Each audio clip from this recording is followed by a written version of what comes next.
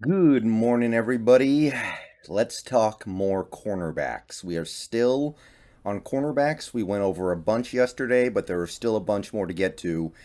And I think the fact that I'm having to split the cornerback group into 4 different videos and still have guys I haven't looked at who really do stand some chance of being of interest to the Seahawks tells you how good this group is. So, nevertheless, we're going to go forward with another 6 in this video, and then we're going to do 6 in another video later today. And then we're going to do another couple videos on nickel cornerbacks. So, still a lot more to go. But once we're through that, we will basically have covered every positional group of significant need for this team right now. So, I think that yesterday you could have called the first video the first round, 6 guys who are likely to go in the first round. And then the second video could have been like day 2 guys. So guys who are probably going to go in the second or third round. So today, this video is kind of is going to be the third day, but this first video is going to be more of like the guys who I think will go in the round 4, maybe round 5 range. And we've had success taking cornerbacks in that area before. And last year we may have had more success with the Trey Brown pick. We'll find out in the coming years. But Sherman came from that 5th round area. Brandon Browner, I think, what was he, a 6th?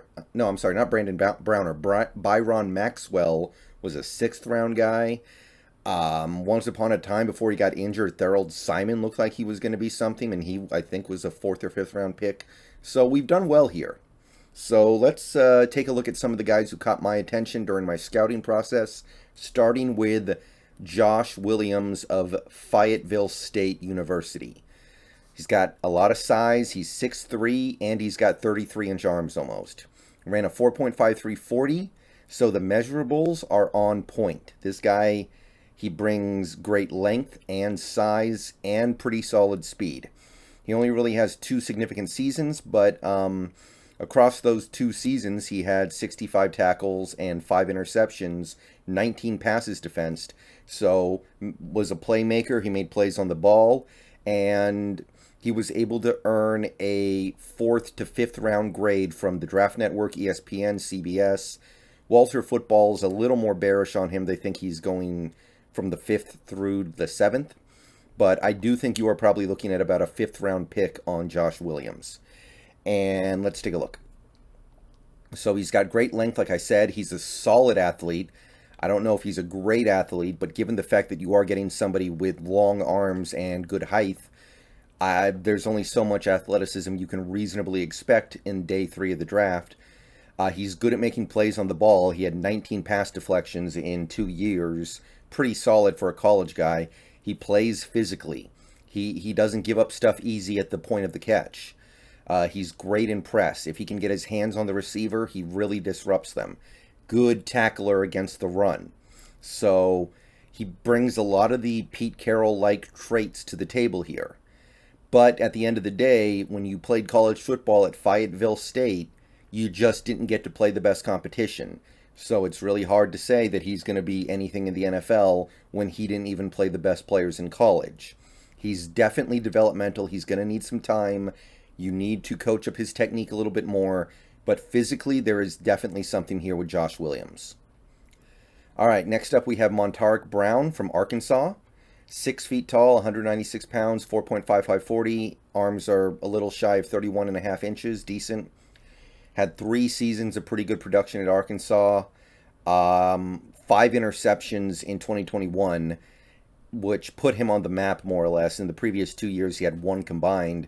Still a productive player, but the 5 interceptions for Arkansas in 2021 really put him out there. The Draft Network loves him. CBS is also really into him. They both think he could go around the 4th, maybe early 5th. And Draft Network even thinks he has a chance to go in the back end of the 3rd. ESPN and Walter Football both see him more as a UDFA to 7th round, maybe 6th round guy. He has a lot of experience at the college level. He started in and played well over 30 games. He's got great instincts in coverage. His ball skills, the 5 interceptions last year, speaks for itself. He's got good hands, so when he makes a play on the ball, he can bring it in for the turnover. He's a decent athlete. I don't think he's great in terms of like change of direction stuff, but he's decent. And he can play zone and man-to-man. He has flexibility in terms of the scheme. So if we're doing a zone-man hybrid, then Montarick Brown is somebody who could fit right in with that. Now, he's not very fast, although for this part of the draft, if you are getting him in the 5th round, 4.55 is fine. And he's not a very good tackler after the catch. So when he gives up a catch, he sometimes takes bad angles. His tackling technique is a little bit questionable. So there is some stuff to work on. That can be fixed. The speed thing, not so much. But I do think that there is something interesting here, particularly given the impressive ball skills that he showcased in 2021. Okay. Then we have Darion Kendrick from the Georgia, another Georgia product. I think he transferred from Clemson or LSU to Georgia a year or two ago. 6 feet tall, 194 pounds, 4.7540. So this guy is slow. 31-inch arms, decent. And just looking at what he did in 2021, because that was the year he played significant snaps for Georgia, he turned heads by recording 4 interceptions. And I mean, there's no doubt that playing in the Georgia defense makes your life easier, but 4 interceptions is going to get some people's attention. The big boards are all over the place. CBS loves him. They think he could go in the 2nd round. Sports Illustrated, Tankathon, Walter Football say 3rd round. PFF and ESPN say 4th. Draft Network has him down in the 7th. So I don't know what to expect from Kendrick. I will say that his 40 time should kind of kill him, right? 4.75 should be a deal breaker for anything more than like I'd say 5th round pick. He's got good coverage skills. He works hard as a tackler. He's a willing tackler. He holds up well when he's allowed to press in man defense. He is best in zone though. So if you got Kendrick, he can play man and he can play zone. So scheme versatile. He's got good ball skills. 4 interceptions, like I said. He moves well. Somebody who changes direction well, somebody who can keep up with the receiver, running his route well. He is extremely raw in most areas. He didn't have a ton of college experience to really hone his abilities. He needs to play with more discipline. He bites on double moves, bites on fakes, stuff like that. And he played with an incredible amount of talent around him at Georgia, period. That has to raise some red flags when you're talking about a guy who's this slow already. Okay, Jack Jones from Arizona State's the next guy. 5'11", 171 pounds, so he's small. Maybe a little too small for what we're looking for here. But if he puts on some weight, it's probably workable. 4.5140, very nice. 30.8-inch arms, so basically 31 inches. Not great, maybe not even good, but passable. He's got 3 years of good production, 40-plus tackles, total of 10 interceptions, so really good there. And 25 passes defensed. So made a ton of plays on the ball, 5 forced fumbles over these 3 years as well. So he was always getting his head in there, getting his hand in there, ripping the ball away. Ton of ball skills with Jack Jones. CBS likes him the most. They think he could be like a 5th rounder. ESPN and the Draft Network have him more in that 6th round range. Walter Football kind of has him there as well, with the possibility to leak into the 7th round or UDFA. If I had to guess, I'd say a 6th round pick probably for Jack Jones, based off what I've seen so far. He's an excellent athlete. His, ability to change direction. I don't have a 3-cone time or a shuttle time for him, but I think his measurables in those areas would probably be really good. He can play zone and he can play man, so he's scheme versatile. He moves and reacts quickly when things happen. When he's dropping back into a zone and the ball gets thrown in front of him, he breaks very quickly, plants his foot and just jumps forward into the catch zone. Very good at that kind of stuff. He's speedy enough to cover receivers deep on vertical routes. Like I said, fantastic ball skills, great hands, and he puts a lot of effort into tackling. Now, just because he puts effort into tackling doesn't mean he's really a good tackler. He's a little too small right now. He probably needs to put on some muscle mass and some weight in general. He's too small, too weak, and because of that, he's not good in press. Now, maybe you can live with that, but I don't know if you can live with a guy this small playing cornerback for you. That's not really what we do around here.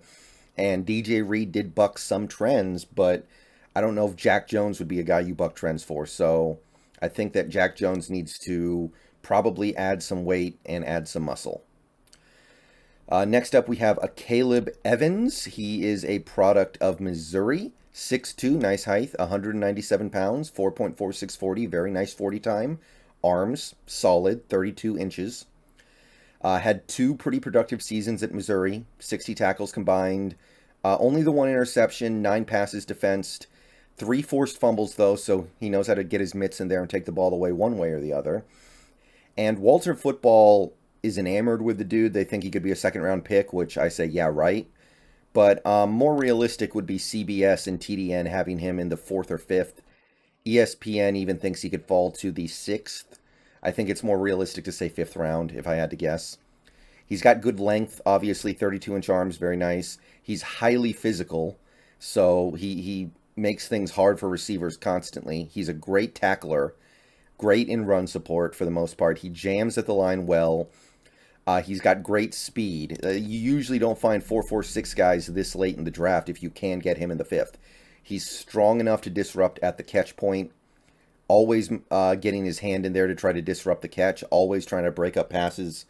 He's a good fit for his own defense. He's got good zone skills, the ability to break on a pass, the ability to drop back, watch the zones around him, and just know where to be based off the route combinations. Very good stuff.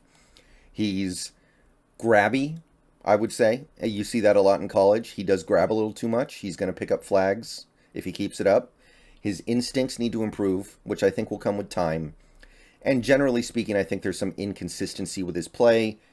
But I think as a developmental prospect for an outside corner, it's pretty good. Now we're going to take a look at Coby Bryant. And this was a guy I talked about a long time ago, like when the season was only halfway done. I'm a little less into this, but I will say this. Because the defense is changing, we don't totally know what kind of cornerbacks we're going to be targeting. So Coby Bryant still has to be considered a prime candidate.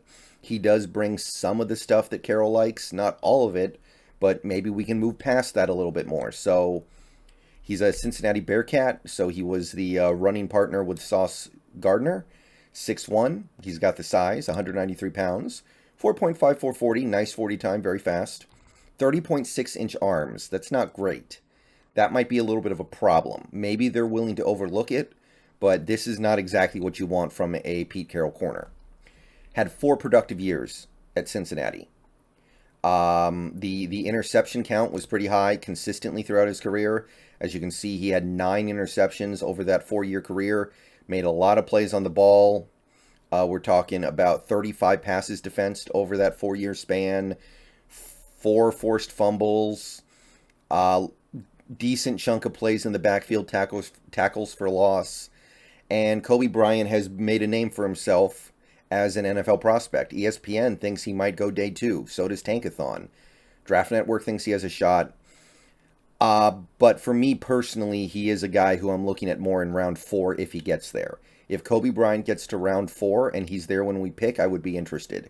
I can't do it in day 2, though, just because of the arm length thing kind of making me wonder. He's scheme versatile. He can play man. He can play zone. Very nice. Definitely can stay on the field no matter what. He tracks and gets his hands on the ball very well.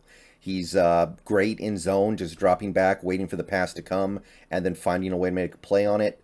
He's got a great break on the ball when you throw it in front of him in zone. He's a good athlete. He's not great, but he's a good enough athlete, good change of direction, good ability to play in space, good ability to read the play.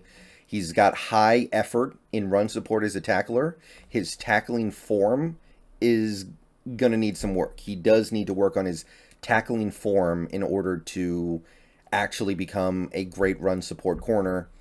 And as I said, his arms are a little bit shorter. But if you get to round 4, maybe even round 5, and he's still there, which is possible, I'm intrigued.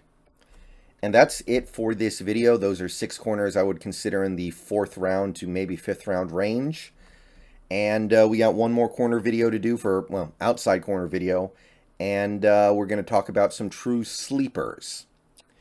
So see you guys later today. Peace out. Go Hawks.